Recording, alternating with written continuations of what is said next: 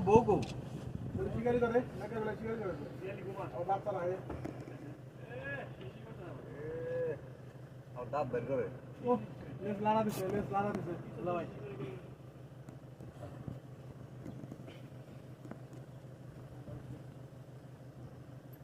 কঠিন দিন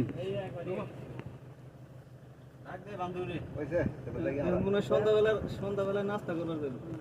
হালকা ঘুরে বুঝতে পারবে তো বাইরে বলতো সময়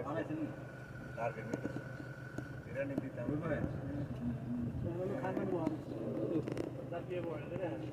খেয়ে দিয়ে দিলে ভালো হইতো